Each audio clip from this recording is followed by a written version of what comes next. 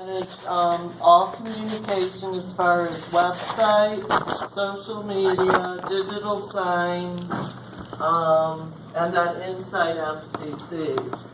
So I guess today was finding out what you guys wanted to do with social media, how you were going to engage with social media, and what your goals are. So we're here, to work with you guys. And I would need to know your feedback. So if anybody's got any ideas, I want to talk most specifically today about Snapchat. We have a committee that's working on social media on Facebook. We had talked about Instagram a few times. Excuse me. The logistics of those are pretty easy. Snapchat, on the other hand, there's like several things that we can do here. So Emmanuel, I think you had a couple ideas. If you want to present what we were talking about, tell us one of those ideas. As in making like a Snapchat filter? Yeah.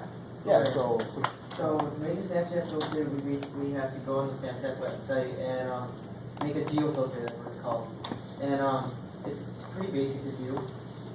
We can use, that's easy to do. We can do that. It just has to go through Snapchat. I don't know if there's a cost to it. That's what we were just talking about. And only one person can hold it. So whoever makes it has it.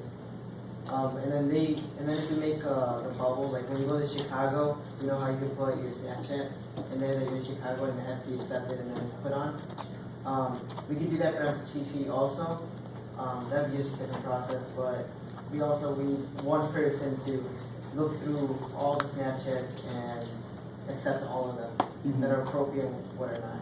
So is everybody how many people in here do not have Snapchat or know what he's talking about? I know what he's talking about. I just Okay, so most of you guys know, you guys all understand the geo filter, right? The filter thing. Laura, do you know what the Yeah, filter is? so all of you use Snapchat? Yes. Yeah. It's a hot media now. It's huge. Okay, so let's say 80% of you use it? Yeah, More like 98. 90 or 95, yeah. And so when you come on campus, what would you expect? Like when you come on campus, what would you like to see in a Snapchat? Well, there's two things. There's two ways, two separate things that we can do that Manny that you just touched on. There's the filter, which I think would be the easiest, and I don't think anybody around here would have objections to that. That seems pretty simple. If we get somebody to design a filter, have you ever used Snapchat? If I, yeah. Okay, so do you know how the filters work? Okay, so if we can design one for MCC, that would be cool. I mean, Crystal Lake has one. Correct. It's just a fun thing, to get people engaged around here. Let people know they're at MCC essentially. Right. Get our name out there. And so that's the first step, which we could design. We could have a contest for a filter design around here or something like that. And the second thing is the community story, like a college story, and I believe other campuses do this. Has anybody ever been to a camp? Yes? Oh, no, I just saw Okay. one go viral. I don't know if you guys saw that. It was like a love story on her campus story. It was like one guy Snapchatting and then the other girl was Snapchatting back on the story. And then everyone got into it and they're like, oh, make sure you go and meet him. And then it was like a big thing. On their own stories, or Yeah. this was like... No, it was like on the Didn't campus that happen story. because they met like the football game, was it a pregame and went to a bar or something? Was it that one? I think so. I don't know. They were just like the girl posted on her story and she was like, hey, that dude that was at the football game is cute. And then he Snapchatted her back oh, I think you're cute too. Through the story? Yeah, Yeah, it was and all then on the story. But It's the like- entire campus got involved. Yeah. So somebody had to approve each one of those, essentially, right? But it was all approved, and then so all the students kept getting into it, and they're like, They made it on no, the make sure you go meet him. And Oh, that's so cool. It's so cute, yeah. It So went viral. there's a lot of ways, it's a really cool thing. And I think the logistics of that are a little bit more technical. I don't know how that works. Manny, do you know how, or Naveen, I know you were talking about it too. Do any of you guys know how it works to set up a community story, how to start a community story? I think that's the question right now is knowing what office is going to be holding it. and like what account's gonna be able to like be under, Okay. because you need someone to like make sure, as like Manny was talking about, that they're authorizing each story. Okay. And So Laura, I guess one of our big questions then is, can one of us hold that position, or does that have to be approved by the school? Or does it have to be a faculty member? Since there's only one person, can one of us, essentially be the approval system for that? We would have, I think that would be a Christina question. Who, you're out creating the stories, and then you have to compile them, and then you have somebody approve them. Right, I don't know what it looks like on the other end, if you see a bunch of stories come in and you just approve or deny if it's inappropriate or something like that. But I imagine it's a real simple thing that any one of us could very easily, handle, and then that could very easily be passed on to next year's student engagement social media committee. So logistically it'd be easy. Financially, I don't know what that costs, and also if legally we're allowed to do that, with the college's name and whatnot. Well, So that's why I think we would have to have somebody assigned for the approver, or like we elect one of you. right, And then as each year goes by, that we would, someone would need all the sign-on and username information. absolutely. And then would it be basically just one of you doing the Snapchatting, and then the rest snapping back, or? No, so essentially what this would do is, as you enter the college campus, your phone's GPS system knows you're on campus, so when you go right to your stories, you've got, my story up here, and then everybody else is down here. Now, if I was in Chicago, it would be my story and then the Chicago story. My phone sees I'm in a certain area. If I'm on NIU, I think NIU has one also. So it would be NIU story there. And then you click that and it would be, what... And those only last so long, though. Right, but that is available for every single student here, or even non-students, to submit snaps to. Now, what this does is it makes it very, very easy to keep up with campus life, and it's not, nobody can be at every event around here every single time. So if we have 2 photographers in this group, 2 people for social media, they can't go to every single thing and get every angle of events and stuff. And they're missing a lot of cool things that are happening around here. Whereas how many students do we have roughly? Anybody know? School? 7,000. Yeah. Okay, so now we have 7,000 photographers that are helping promote the college, helping market the college. That's exactly what it is. We have 7,000 people working to market MCC now that upload to this story. And if it's stupid or inappropriate, we don't approve it.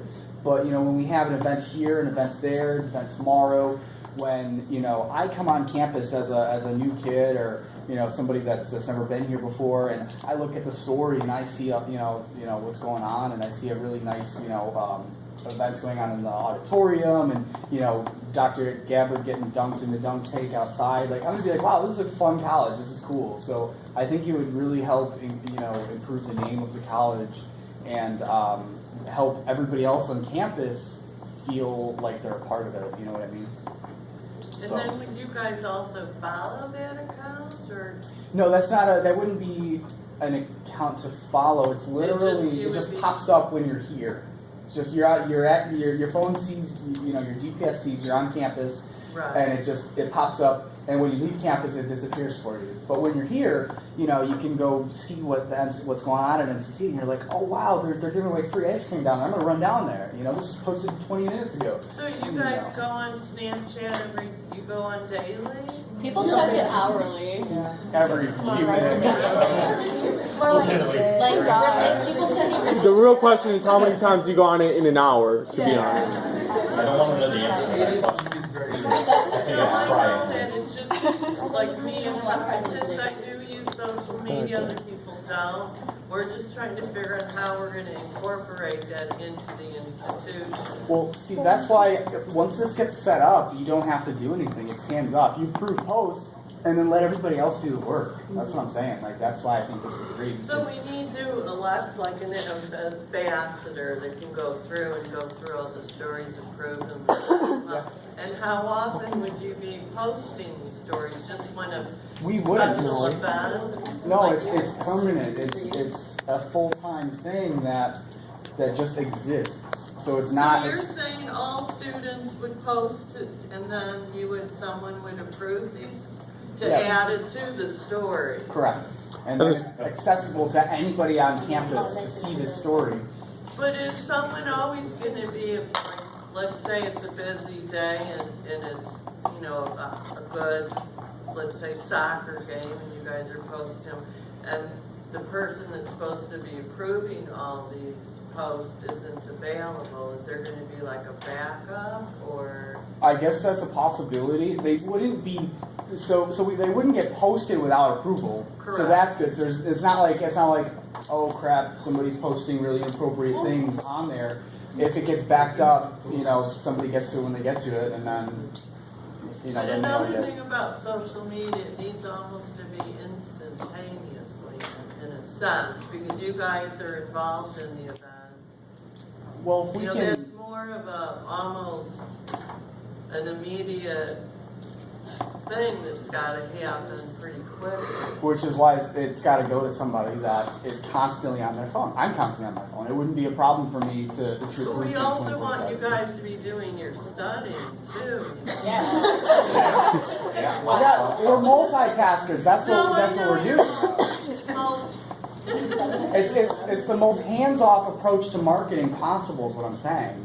So I mean, if you're gonna put time into any other way of marketing, this is even easier. So, Right, we're taking your content and marketing it to other students. right, letting other people do all the work. Why not find like a student who's interested in like going into marketing, digital media? Why don't We have 30 people in here. I mean, I'm just saying, that's but why not find gonna like a be- student who's like interested in that and then make a student employment job? Yeah, we that's do possible. And Yeah. they literally just do stuff related They to have that. to do that. And you know, that'd be a great experience for a Because student, then too. they have to do it while they're on the clock, whereas all of us can, you know, we're not employees, so we can just do this around the clock while we're at home. All you gotta do is log on and approve whatever. I mean, there's enough of us in here.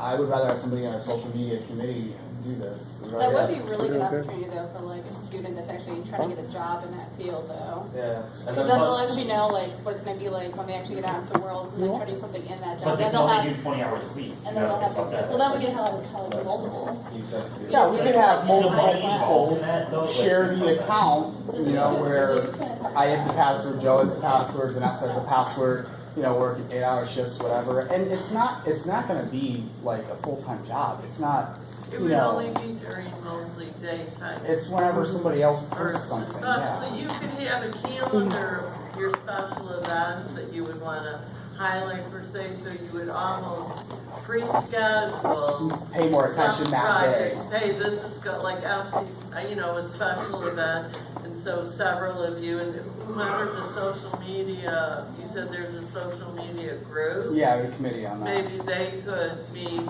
we could maybe meet with you once in a while to see, you know, how we could work together and share your stories, because we would really like to highlight your stories per se, maybe on our Facebook page or Right. the Student Life page, just so we could repurpose some of the, you know, content that you guys are producing. And also, we do have Office of Marketing position under the work study page where you can apply for, so you could get paid for it, plus you get experience, and it would show on your, you know, resume. So that's an idea for one of you, if you're interested.